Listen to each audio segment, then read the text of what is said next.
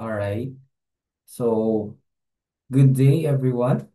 I am Mr. Mark Jericho B. Bawit, and today, for this session, I will be presenting about lifelong learning and workforce readiness. But first, I will try to um, share my screen with you for a short prayer through an AVP. Let's all bow our heads and feel the presence of the Lord.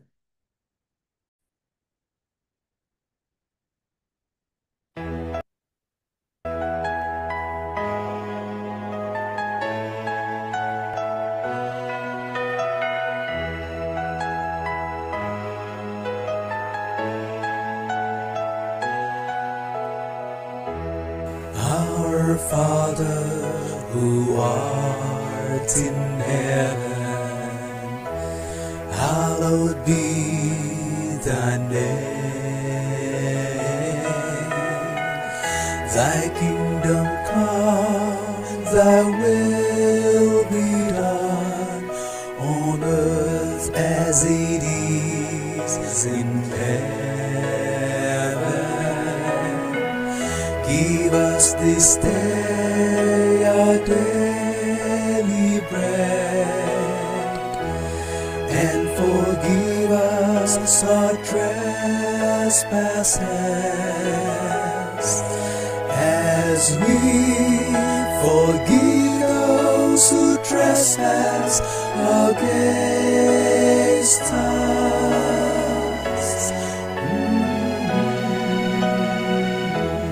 And lead us not into temptation, but deliver us from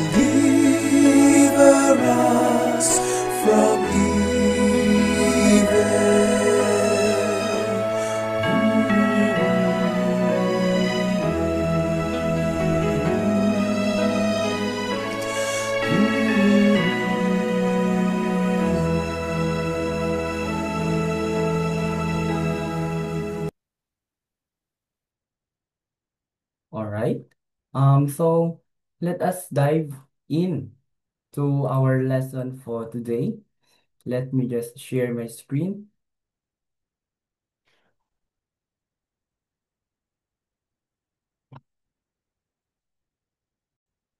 All right. I hope you can see my screen now as it was shared here. All right. Here now. Okay. So my topic would be lifelong learning and workforce readiness. Emerging economies face unique challenges in preparing their workforces for rapidly evolving job markets. Driven by technological advancements and globalization, lifelong learning models offer a strategic solution to upskilling and reskilling workers, enhancing employability and fostering economic resilience. This presentation explores innovative frameworks for embedding lifelong learning principles into national education policies, emphasizing skills development, adaptability, and workforce readiness. By aligning with global priorities for education employment linkages, this will highlight actionable strategies for integrating formal, non-formal, and informal learning pathways to meet the demands of emerging economies.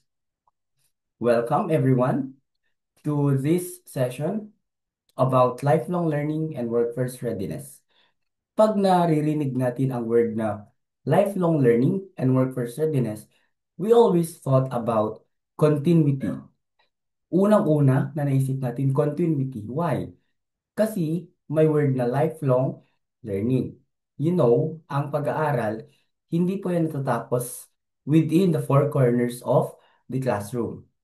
Right? Hindi yan natatapos in just 4 years. No, you cannot finish education. That is truth.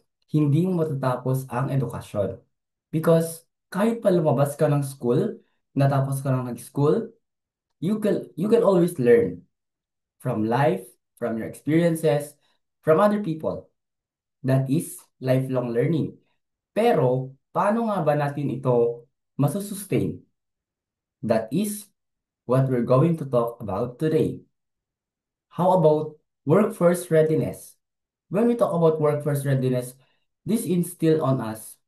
This gives us an idea that schools right now are actually going in the globalization. For example, we are adopting the K to 12 curriculum. Why?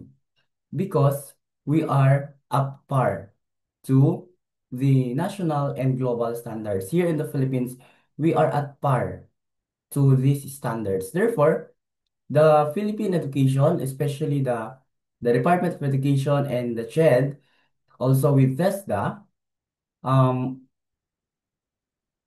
tandem to ease the burden of this problem, to solve the problem of education. How? By adapting K to 12 curriculum. Let's dive in.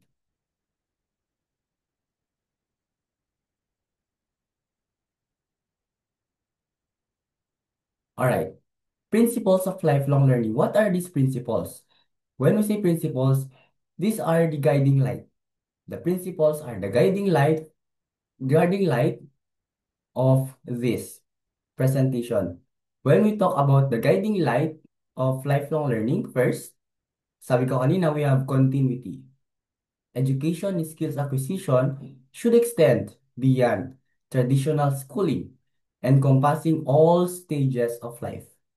Pag sinabi nating lifelong learning, hindi lang yan nakabase sa four corners of the classroom. Dahil sa amin sa school namin, we always encourage our students to go beyond, to experience life. That is why, pag may ganun kami activity, meron kami sa activity, we always encourage students na lumabas, mag-explore, mag-experience. For what? Kasi useless ang inaaral ng isang student pag hindi niya kayang or hindi na-apply sa kanyang everyday life. Therefore, we want to teach them relevance. That is continuity. Kapag kayo isang estudyante kasi natin, alam niya kung para saan yun, bakit niya inaaral, that is relevant. Therefore, may continuity. Paglabas niya ng bahay, paglabas niya ng school, may nakita ako dito. Nakakita ako ng semento. Alam ko kung paano maghalo ng semento. Bakit? Tinuro yun sa school. That is continuity. Next, second bullet, inclusivity. Lifelong learning models must be accessible to diverse populations, including marginalized group. Ang problema kasi natin here in the Philippines is that kapag ka mahirap, parang nawawalan sila ng tiwala sa kanilang sarili. Kumbaga, wala silang pag-asa, nade-demotivate sila. Kasi nga, minsan, yung schools naman natin dito, malalayo. Therefore, kailangan nilang mag-travel. Yung iba nga, narababalitaan natin na kailangan pa nilang mag-travel sa bundok, sa ilog, di ba? Inclusivity. Yun ang isang nakakasira sa lifelong learning.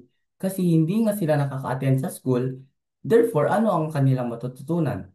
Okay? Lifelong learning models kailangan accessible sa lahat ng population, including marginalized groups.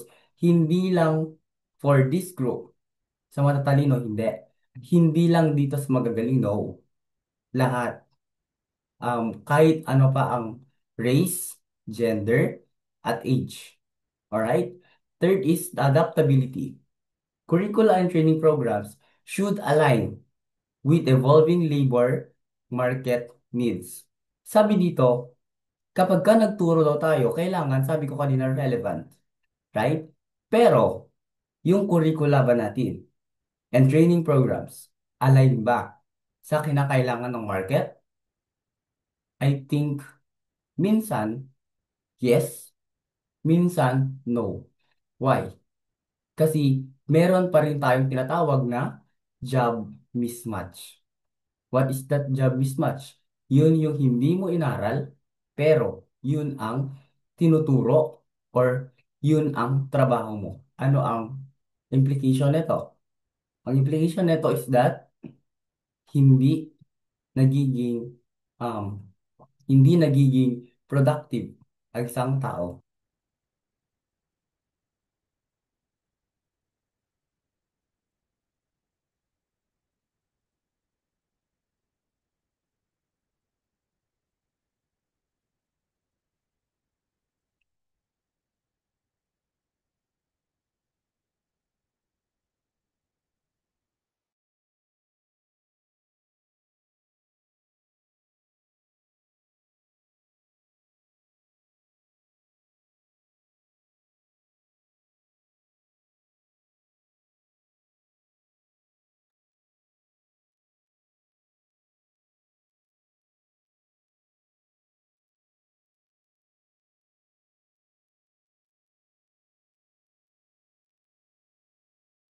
Okay. The third one is that adaptability. And the last one is collaboration, partnerships among governments, educational institutions, industries, and international organizations are crucial for successful implementation. Sabi dito, these are the principles. Kailangan daw adaptable. Kailangan collaborate, nagtitulong, kailangan inclusive, and kailangan may continuity. We proceed. Challenges in workforce readiness. What are the challenges? Kung titignan natin, meron nga bang challenge? Meron nga ba? Yes. Kasi kanina sabi ko, unang may problema na sa educational system. Pangalawa, meron pang job mismatch. Pangatlo, may hindi pa sila sumusunod sa standards. Okay? Ngayon, sabi dito sa first, skills mismatch. Emerging economies often face a gap between the skills taught in educational institutions and those demanded by employers. Ayon sa study done by UNESCO noong 2021. Bakit kaya? Nagkakaroon ng skills mismatch first, kulang sa tao. That is true. Why?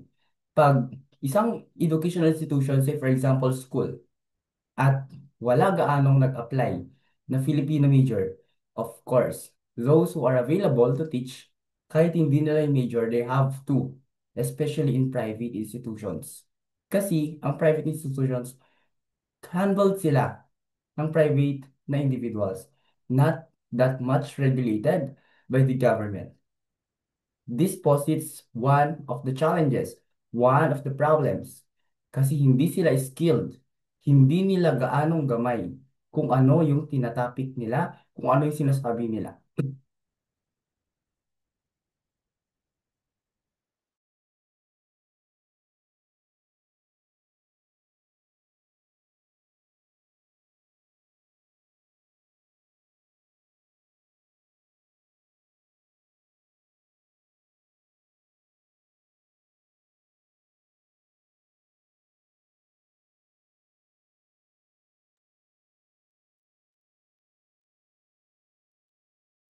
The second one is the digital divide.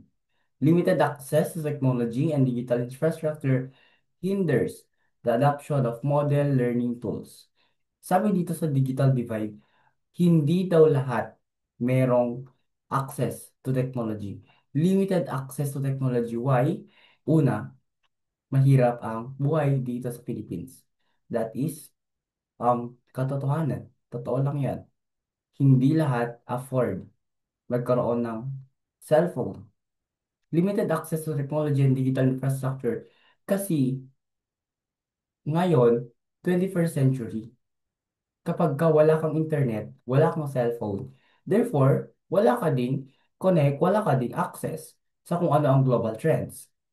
It hinders the adoption of model learning tools, especially in the far-flung areas. Right? Third, inequality in access to education. Ito na sinasabi ko. Economic disparities, gender biases, and regional imbalances restrict opportunities for lifelong learning. Sabi dito, yung mga problema daw na to, like the inequality in access to education, lalo siyang nagpapalala sa problema, especially the gender bias. You know, I have a colleague, I have a classmate way back when I was in college. When I was still in college, he is he was born male, and then ang kanyang um gender is female. Gusto niyang magpo-convert po into female. Ang school hindi pumayag. Why? Kasi that is against the law. Pero alin nga ba yung tama doon? Yung tao ba na nagpapakatotoo?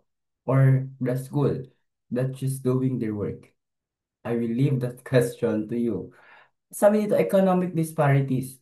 Kasi po, truthfully speaking, totoo lang. Sabi ko kanina, malalayo ang school. First problem, malalayo yung school. Kailangan nilang tumawid ng ilog, maglakad ng pagkalayo-layo, makarating lang po sa school. Economic disparities.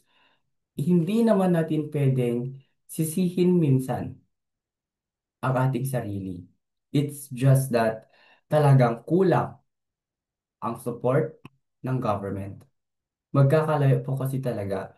Hindi ko din alam, hindi ko din mawari kung that was because of lack of funding or what. Kasi ang alam ko din merong funds na inilalaan sa education sector. Madami kasi, mas pinakamalaki ata ang percentage ng education, I think, kesa sa ibang projects. Right? Yeah, let's just research about that. But sa pagkawari ko, hindi ko alam, hindi natin sure if lack of funds ba talaga or sadyang we don't know. And regional imbalances restrict opportunities for lifelong learning. The last one is lack of policy integration. Fragmented education and training systems impede the development of cohesive lifelong learning strategies ayon sa World Bank 2019. Sabi sa lack of policy integration, minsan alam na nga nung lahat, alam na nga nila, naglabas na nga ng memo, sinabi na nga sa meetings, nag-seminar, etc., etc., hindi pa rin ginagawa sa school. Why? Katigasan ng ulo. Katigasan ng ulo. Sabi nila siguro yung iba, no, that cannot be applied to this institution. We're private. Pero in the long run, hindi nila alam na in the long run pala, merong makaka-impede, may hindrance sa pag-grow ng isang bata. Kasi fragmented yung education niya. Hindi buo. Hindi holistic education transformation. Hindi. Even training systems. Naalala ko bigla, that was way back 2020. Ang aming work immersion is on the second semester of our senior high school. Kulang na kulang ang 20 days para lang ma-immerse ka, para matutunan mo kung paano mag-adjust, kung paano makisalamuha, kung paano ang labor force, paano mag-work sa labas. Kulang na kulang. Kaya sabi dito, lack of policy integration. Minsan, katigasan na dito ng ulo ng Pilipino. Kaya nagkakaroon ng challenges when it comes to workforce readiness. Kulang na kulang ang 20 days. Ang 20 days is the ceiling para sa work immersion. That is the ceiling na. Hindi pwedeng, siguro pwedeng lumampas, pero hindi pwedeng magkulang. Pero kulang na kulang to yung 20 days to immerse you in the real world scenario. Next, framework. Framework to Framework for lifelong learning. Ano ba tong framework na to? Pag sinabi nating framework, yun yung kabuuan. Kumbaga, yun yung nagbibigay ng shape. Pinapakita ng framework na yun. Yun yung salamin. That is the framework. Ano ba yung framework ng lifelong learning? Frameworks for lifelong learning serve as structured models, sabi na structured models, that articulate the principles, processes, and strategies necessary for the continuous acquisition of knowledge, skills, and competencies across a lifespan. They underscore the importance of adaptability, critical thinking, and self-directed growth, positioning learning as an enduring process that extends beyond formal education to support personal development, professional advancement, and active participation in rapidly changing global society.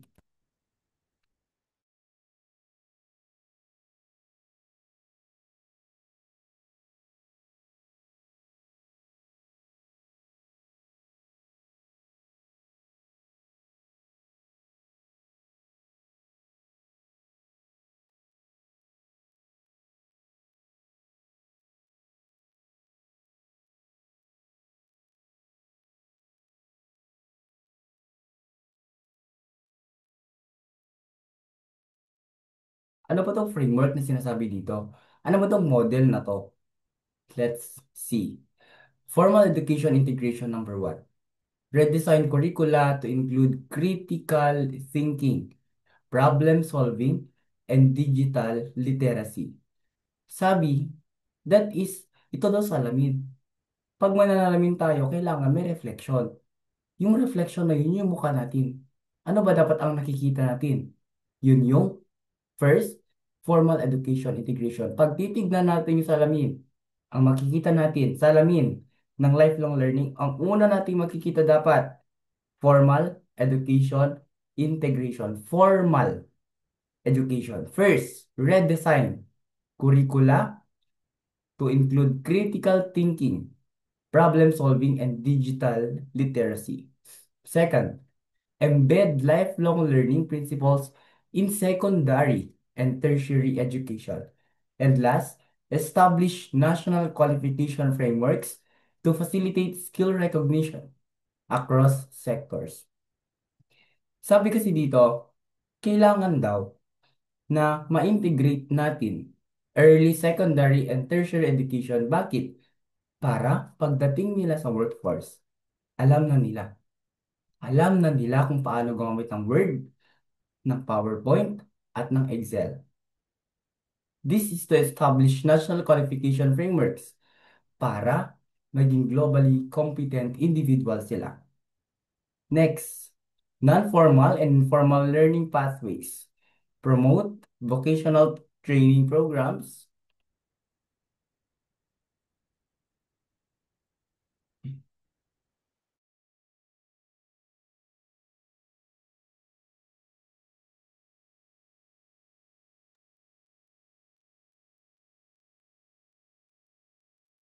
Promote vocational training programs aligned with local industries. Like my partnership. Yes, my partnership. Develop community learning centers to deliver flexible education options.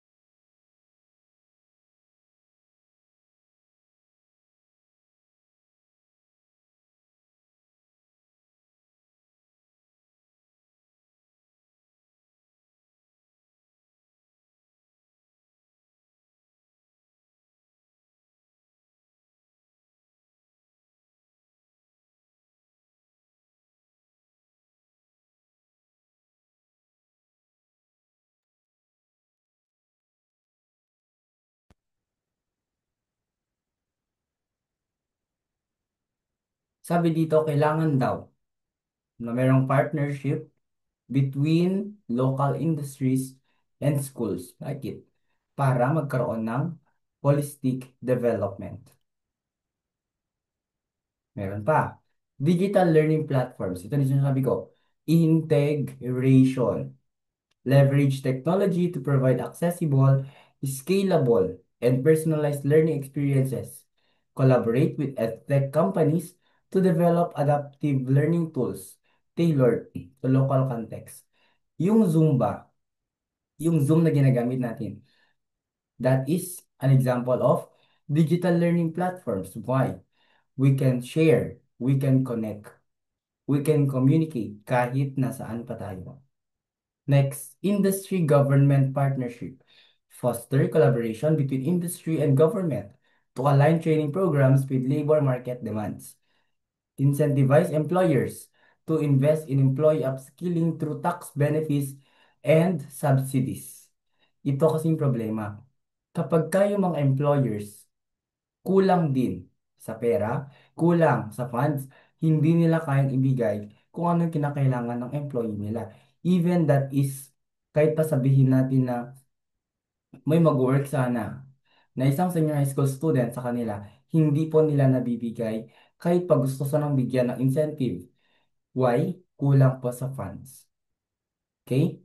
Next, case studies. Para mapatotohanan ang lahat ng ito, meron pong mga case studies. Case studies were conducted to substantiate claims, providing formal evidence and assertions made. First, Singapore's Skill Future Program. Napatunayan ng Singapore at ng Germany na maganda. Pag may integration of technology, maganda ang kalalabasan ng lifelong learning and workforce readiness. First, Singapore's Skill Future Initiative offers financial support for individuals to pursue lifelong learning courses, emphasizing technology, entrepreneurship, and innovation. The program has improved workforce adaptability and reduced unemployment rates. Germany's dual education system. Germany's dual education system combines classroom instruction with on-the-job training. This model fosters collaboration between educational institutions and industries, with ensuring skill alignment with labor market needs.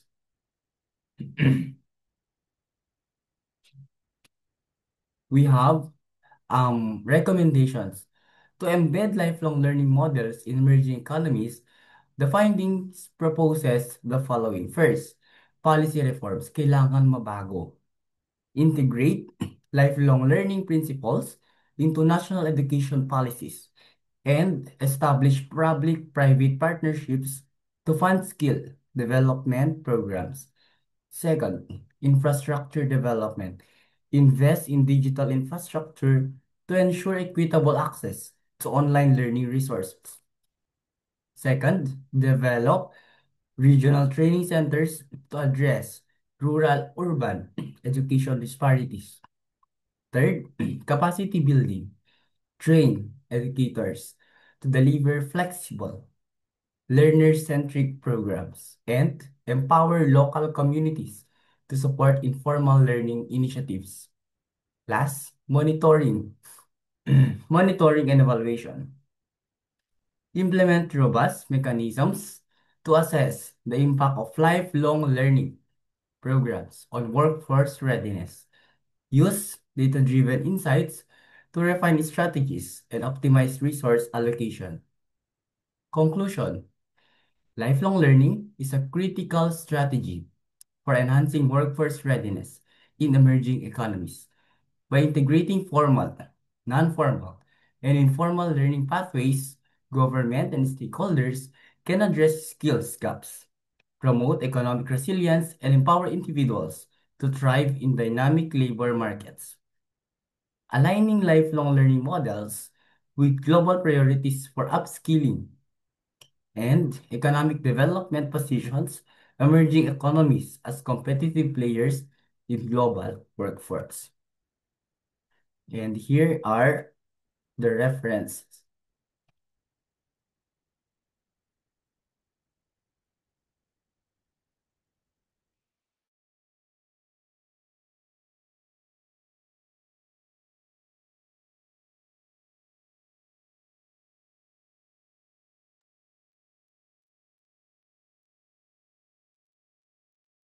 That would be all, and thank you for listening.